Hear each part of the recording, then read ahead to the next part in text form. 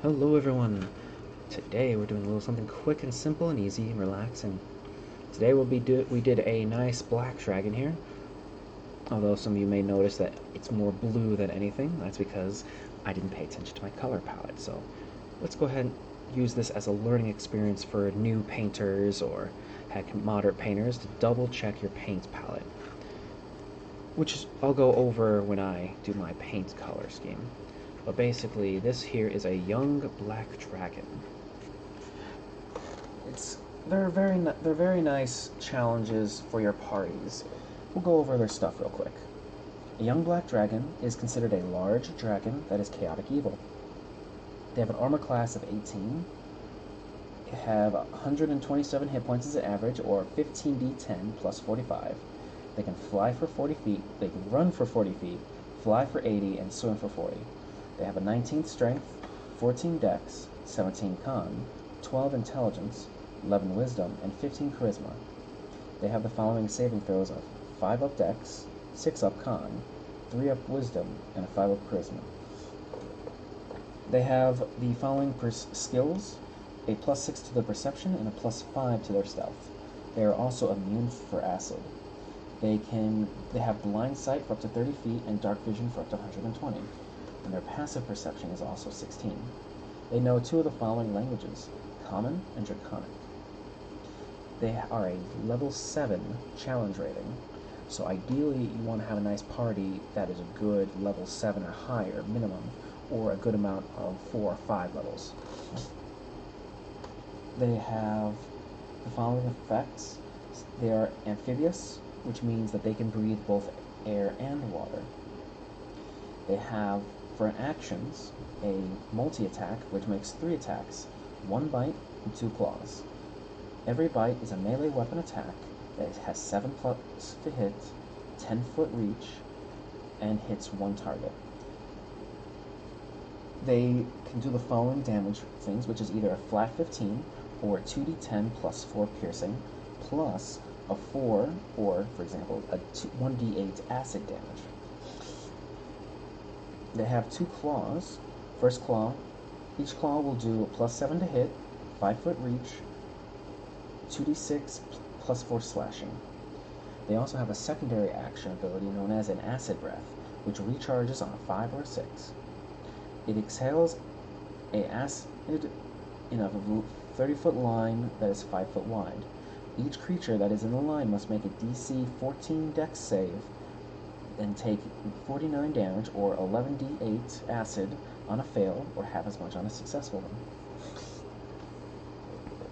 Now, like I said, for parties, this is more seasoned than anything. I recommend level 5 minimum with a good-sized party, or at least those that know what they do, for full-up combat. Now, we'll go ahead and go quickly over his paint scheme. Basically, what I initiated was I did a nice simple matte black, because when I received it, it was primed with a gray. So, fully built, put together, can't bend these wings much. It's a nice piece for a D&D table. Longest I took, basically just a couple coats of matte black, just covering the entire thing. I then went over it with a nice nun-oil gloss to give it a nice shine.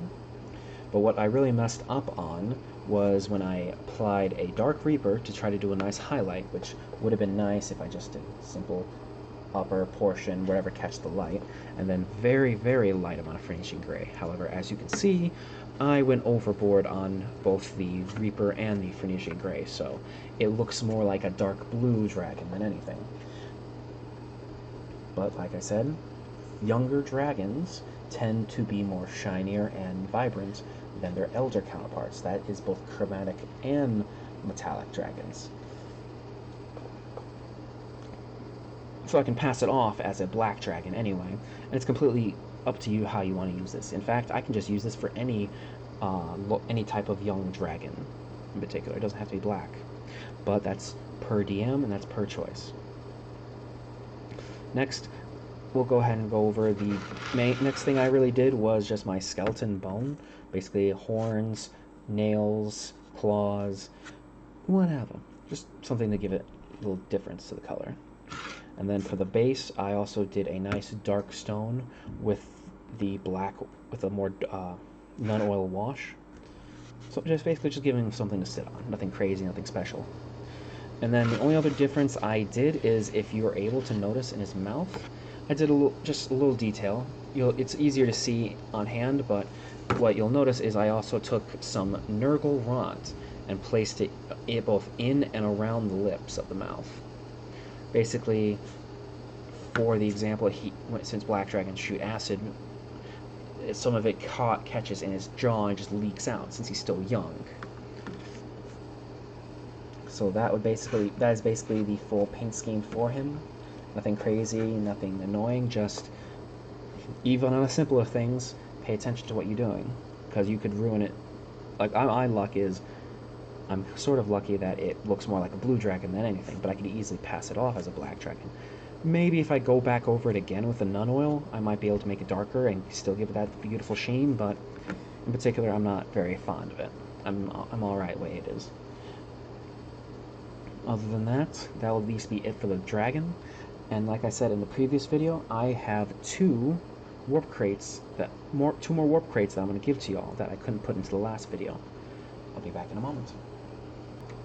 Alrighty, let's see what we have. We'll go ahead and take care of the stencil first, since that'll be the easiest.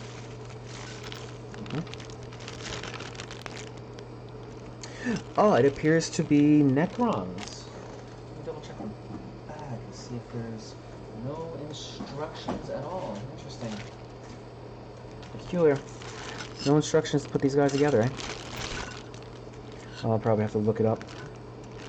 But yeah, it appears to be those newer Necrons, like the big machines, because I noticed the big glaive thing. I noticed the big glaives in this. So definitely it's going to be one of those newer Necrons. I just got to do a Google search.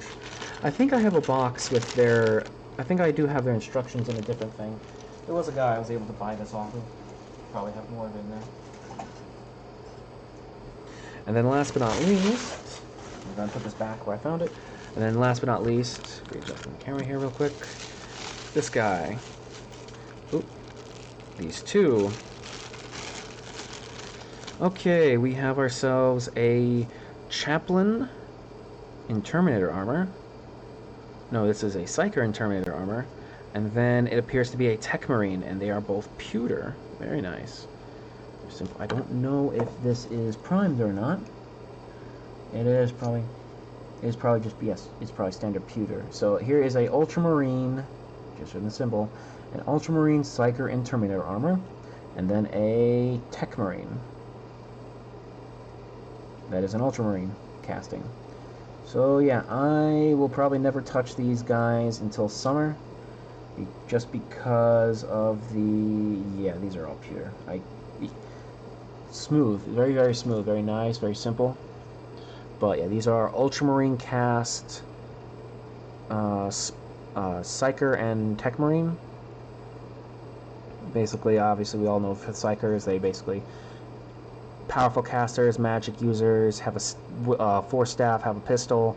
This particular one obviously has a special Terminator armor, which basically you have to special order these guys if you want this particular model.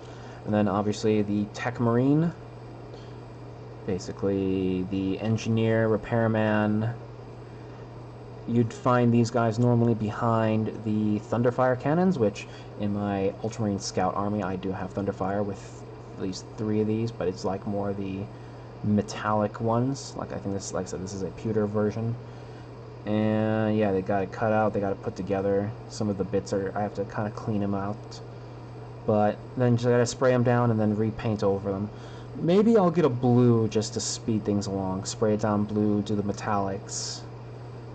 Like I said, these are good. Like I said, for $25 for these two, I know for sure like each one is like 30 something minimum, as well as the yeah, same thing. Like I said, each of these guys would just be like over $30 minimum just to ship. Other than that, and then like just finding the things is the annoying part. But like I said, these guys, the only annoyance that these guys are going to give me is I have to spray them down, I have to paint them over, make sure I don't clog up the detail, because these guys have a lot of fucking detail.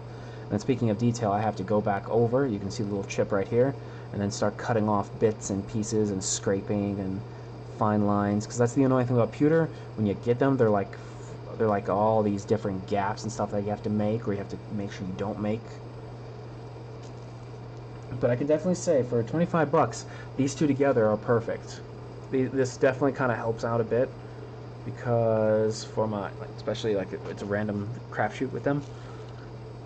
For this one, we definitely got a good haul. And then, like I said, we have the 3 Necrons from the previous week, which I believe those, I don't know the name yet. I don't know Necrons at all. But like I said, these are going to be good. This is going to be a good haul. I will not touch these guys until it gets nice and warm again. So we're currently just waiting on wind to die down, cold air to freeze out. Otherwise, I could just take these out back, get myself a new can of spray, and then just start spraying them down. But tell me what y'all think. Do you think I got a good shot? Do you think I did crap? I know for sure y'all are going to probably say something about the dragon. Like I said, use me as an example of what not to do. Basically, time, patience, double check your color palette. Because if you go all hi-ho on it, you're going to probably ruin the model itself. But I do thank y'all for joining me today, and I hope to see y'all again another time.